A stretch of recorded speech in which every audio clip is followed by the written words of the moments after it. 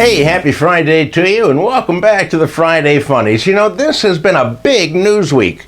We have wars, fires, hurricanes, taxes, and immigration to worry about, but the top story of the week is the earth-rattling announcement that Taylor Swift and Travis Kelce are engaged. Wow. Good for them. I was afraid that Taylor would grow up to be an old maid doing songs about pudding and incontinence, but now the two can combine their wealth and purchase Greenland. So there you go. The other huge story in this week's news was the drastic change in the logo for Cracker Barrel restaurants. They removed the image of the man sitting next to a barrel of crackers. They took that out of the logo and people were enraged. I don't know what the big fuss was about. The food is still okay. The rocking chairs are still on the porch and you still exit through the gift shop. But Cracker Barrel listened to their fans and restored the original logo. Thank goodness all is right with the world now. Also in the news is the announcement that Alligator Alcatraz will be closing 2 months after it opened. That was tax money well spent, huh? Now it can be converted to a themed restaurant called Gator Barrel. But now, here are the serious stories of the week. Florida has a problem with Burmese pythons.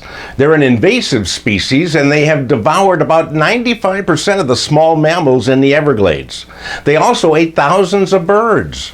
And one of their favorite meals is rabbits. So the South Florida Water District is using 120 robot rabbits to lure the snakes out of their camouflaged hiding places. When the robot rabbit senses a python, it sends out a signal and somebody whacks the snake. If the snake is too fast and eats the bunny, it'll soon realize they won't be able to pass it. It's a robot and then they die. So it's a win-win, unless you're a python.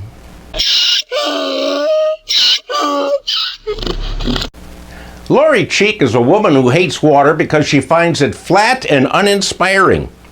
Perhaps she should have a few crackers with it. That would be better. But she avoids water at all costs and hydrates only with coffee and beer. The surprising thing is that she's also a triathlete. Good for her, but I think that if all you drink is coffee and beer, you could run all day in circles and have no idea where you're going. Then there's the peeing problem. Both coffee and beer are serious producers of pee, causing the racer to stop several times in the race, to take care of business. I think Lori should drink whatever she wants, but replacing 60% of your body composition with caffeine and alcohol seems like a good reason to award her our Dumbass of the Week.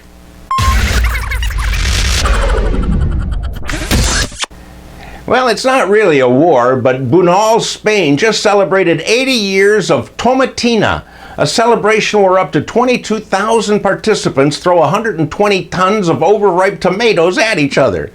They gather on the last Wednesday in August and meet for the world's biggest food fight. For 1 hour, they hurl ripe tomatoes at each other and wind up ankle deep in tomato puree.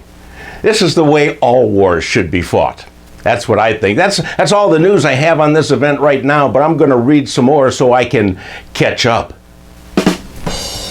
Hey, my friends, that's it for another week. Thank you for joining me. Please pass these along to your friends. Listen to my podcast, Another Day Above Ground. That provides some laughter, too. Thank you for joining me, and do all that. Have a wonderful, wonderful Labor Day. I'll see you back here next Friday.